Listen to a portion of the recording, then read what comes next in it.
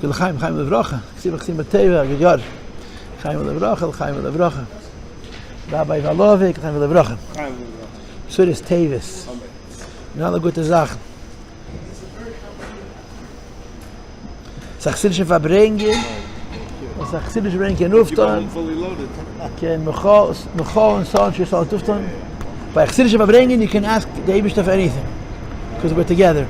So very, very beautiful to me, and I really so you know about my website? I know now. Okay. My Beautiful. card. But I want to say, I'm thirsty. I'm thirsty for more innovation, like the. Check me out. On my website, I have a section called Questions and Answers. I just want to tell you something. Yeah. You're not going to like what I'm going to say, but I'm going to say it anyway. I'm going to offend you. Huh? I'm going to offend you. A Rebbe's job is to innovate. Our job is not to move one stone from its place. It's very difficult, because our inclination is to innovate. But to innovate, you have to be reis hanelet. You know, I do what's called Q&A once a week. It's Q&A. And the last 6 weeks I did on chinuch. I'm waiting for the you know what to hit the fan. I said some very controversial things about chinuch and about kids learning Gemara. It wasn't so bad. Wait till the right people hear it. Well, I can't imagine what the response box is. I don't know. I said what I felt, and some of the things I said were rather provocative. I said what I felt. So a guy calls me up, all excited. Oh, join the revolution! Join the revolution! Make a revolution. We're going to fix all the problems of Lubavitch because everyone's stuck in the past. Join the revolution. So I said, whoa, wait a minute. I said, you can do whatever you want, but please do not call what I did as a revolution, because I have no part of that. And I said to him, what is the history of revolution? What is a revolution? Reb Mendel Futterfass was a big Pikech, was a very smart man. And Reb Mendel, his Yiddishkeit was very human, very integrated into the world, because of his life experience.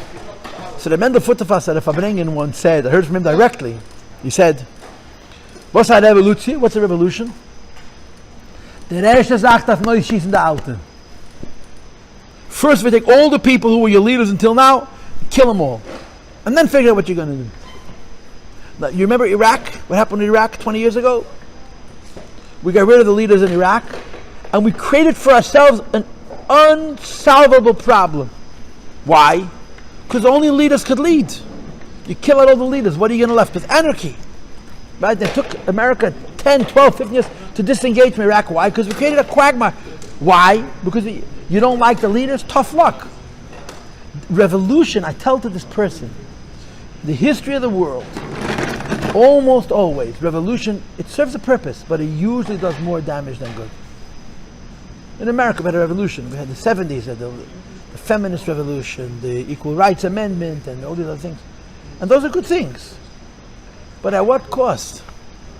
America has become a sewer of morality. A sewer. Mamish, a sewer. A place of such shameless squalor and filth. You know, that everyone said, someone spits at you and you scream, Gishmei Beracha, this is the life we live. Revolutions are usually not worth it. The modifications need to be made and the innovations need to be made are important. But don't go shooting people. So when you say you're interested in innovation, you got to know who you're talking to. I'm an old timer. I'm a traditionalist. I'm a hardliner. I don't know what you want to use. I'm not the person who believes that the first thing you have to do is point fingers and change things. Because I tell my students, I have interesting talmidim. In Chayva V'Teda now we have 2 yeshivas, a regular yeshiva and a special yeshiva. You know what special means, right? You know what special means. I teach in the special yeshiva because I'm a special guy. So my talmidim are not regular yeshiva bacharim. They struggle with all kinds of issues, including fundamentals, Shabbos, these things. But the upside of such a yeshiva is you can be honest. You don't have to be afraid of saying the wrong thing and exposing the children. Those kids know more schmutz than I'll know in 10 lifetimes. We could talk to them straight. And it creates it's a refreshingly honest. And we do also Q&A in yeshiva. It's a very refreshing thing. I said to my students one day, the Bible's no good. The Bible's no good. It's discriminatory and it's racist and it's class-based, right? Throw the Bible away, make a new one. If you look at America today, what did you learn? It's not so easy to write another Bible. It's not to create a book, to teach people how to live, and it's livable. You throw it away, take the whole Torah, throw it in the garbage. We have new ideas. We're progressive. We're post-progressive. We're postmodern. Yeah, and what do you have instead? They're no good. We're new ideas. When you choose a new idea, you have to ask yourself, where is this going to be in 100 years from today? Where is it going to be in 1,000 years from today? And if you're God, you can say, where is it going to be in El Matchia? Where is it going to be at the end of time? And nobody has that vision. It's not the first time. I think that's the first time social engineers try to change the world. It's happened many times, and it always falls back to the same old Bible. And a marriage is a husband and a wife, and a man is a man, and a woman is a woman, and children are children, and you live together, and you're going to fix the world, and fix the world, make it better, make it better, make it better, make it better, Baba Mises. And this is the thing. See, the Rebbe, his innovations are Torah. We have to be very weary of making innovations that chas v'shalom, they look good and they sound good, but if they're a hair, not kifi harotz v'akavona, the Rebbe said, when you take a very, very young tree, and you make a gash with a blade, when that tree is grown, it's a chasm. It's a huge deformity in the tree. And the same is true. The tree. I'm the tree. We're all the tree. We're all the tree.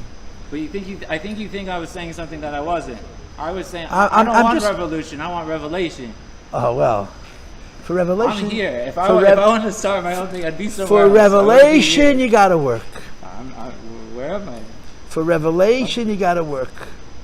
It's not for free. For revelation, you got to work hard.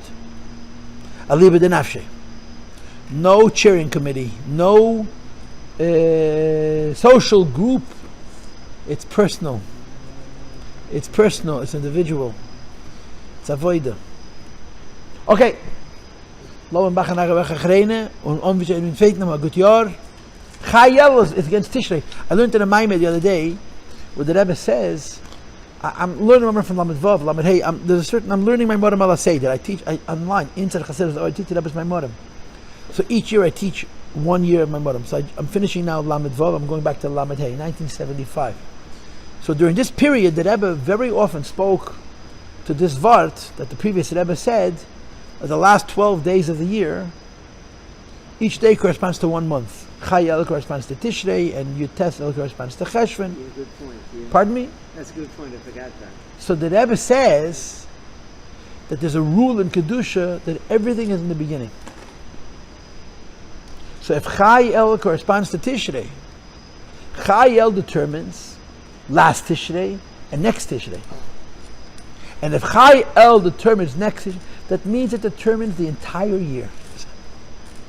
And the Rebbe used the Lashon Gilui, that the revelation of Chayel sets the stage for the whole year, because it's like dominoes. If the first domino falls, the other dominoes fall. What is your name? Donnie Russo. Nachamal. Donnie Russo. Shalom Aleichem. Do you know who I am? You know about Inside Chassidus? Yeah, I'll give you my card. Very well. Okay, Baruch Hashem. Do you know about my website? You need a card or you good? I'll take it. Okay, we need to go Lamitis Vashlema. You need a card, I need Mashiach. Revelation. Wir darf sein freilich und gesund. Okay, let's go. Let's make a